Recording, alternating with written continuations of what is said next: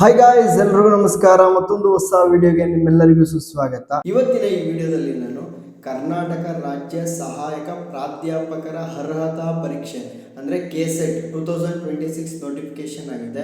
ತುಂಬ ಜನ ಈ ನೋಟಿಫಿಕೇಶನ್ ನೋಡಿದ್ದೀರಾ ಅಂತ ಅಂದ್ಕೊಂಡಿದ್ದೀನಿ. ಇನ್ನೂ ಯಾರಾದರೂ ನೋಡಿಲ್ಲ ಅಂತಂದರೆ ನೀವು ಹೋಗಿ ಅಫಿಷಿಯಲ್ ವೆಬ್ಸೈಟಲ್ಲಿ ನೋಟಿಫಿಕೇಶನ್ನ ಚೆಕ್ ಮಾಡ್ಬೋದು.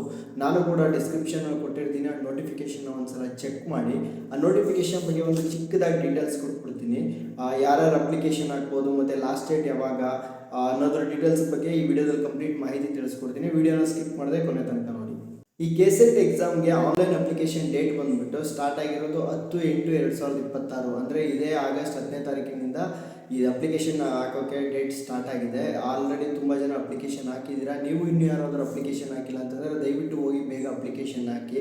ಈ ಎಕ್ಸಾಮ್ನ KEA ಅವರು ನಡೆಸ್ತಾ ಇರೋದ್ರಿಂದ ನಿಮಗೆ ಅವರು ಎಕ್ಸಾಮ್ ಡೇಟ್ ಕೂಡ ಪಬ್ಲಿಷ್ ಮಾಡಿದ್ದಾರೆ. ನಿಮಗೆ ಆಲ್ ಟಿಕೆಟ್ನ ಅವರು 1ನೇ ತಾರೀಕು 10ನೇ ತಿಂಗಳಲ್ಲಿ ಬಿಡ್ತಾರೆ. ಮತ್ತು ಅದೇ ತಿಂಗಳು ಅಂದರೆ 10ನೇ ತಿಂಗಳು 11ನೇ ತಾರೀಕು ಅಂದರೆ ಅಕ್ಟೋಬರ್ 11ನೇ ತಾರೀಕು ನಿಮಗೆ KSET ಎಕ್ಸಾಮ್ ಇರುತ್ತೆ.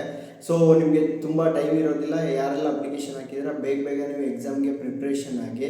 ಈ ಎಕ್ಸಾಮ್ಗೆ ಯಾರೆಲ್ಲ ಅಪ್ಲಿಕೇಶನ್ ಹಾಕ್ಬೋದು ಅಂತ ನೋಡೋದಾದ್ರೆ, ಮಾಸ್ಟರ್ ಡಿಗ್ರಿ ಯಾರೆಲ್ಲ ಜಾಯ್ನ್ ಆಗಿದ್ದೀರಾ, ಇವಾಗ ಜಾಯ್ನ್ ಆಗಿರೋರು ಕೂಡ ಅಪ್ಲಿಕೇಶನ್ ಹಾಕ್ಬೋದು. ಇಲ್ಲ ಅಂತಂದರೆ second semester, third semester, fourth semester ನೀವು ಯಾವ ಸೆಮಿಸ್ಟರ್ನಲ್ಲಿ ಇದ್ರೂ ಕೂಡ ನೀವು ಇದಕ್ಕೆ ಅಪ್ಲಿಕೇಶನ್ ಹಾಕ್ಬೋದು.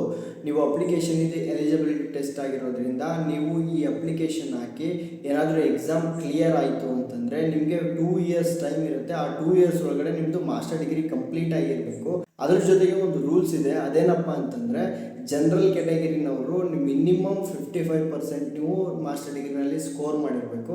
ಅದನ್ನು ಬಿಟ್ಟರೆ ನಿಮಗೆ SC ST OBC ಈ ಕ್ಯಾಟಗರಿನವರು ಮಿನಿಮಮ್ 50%ಇಂದ ನಿಮ್ಮ ಮಾಸ್ಟರ್ ಡಿಗ್ರಿನ ಕಂಪ್ಲೀಟ್ ಮಾಡಿರಬೇಕು. ಈಗ ಆಲ್ರೆಡಿ ಕಂಪ್ಲೀಟ್ ಆಗಿರೋರು ಕೂಡ ಇದಕ್ಕೆ ಅಪ್ಲೈ ಮಾಡ್ಬೋದು. ಇದಕ್ಕೆ ಯಾವುದೇ ರೀತಿಯಾದಂಥ ಏಜ್ ಲಿಮಿಟ್ ಇರೋದಿಲ್ಲ. ಜೊತೆಗೆ ಇನ್ನೊಂದು ಅಡ್ವಾಂಟೇಜ್ ಏನಪ್ಪ ಅಂತಂದರೆ, ಈ ಎಕ್ಸಾಮಲ್ಲಿ ನಿಮಗೆ ಯಾವುದೇ ನೆಗೆಟಿವ್ ಮಾರ್ಕ್ಸ್ ಇರೋದಿಲ್ಲ.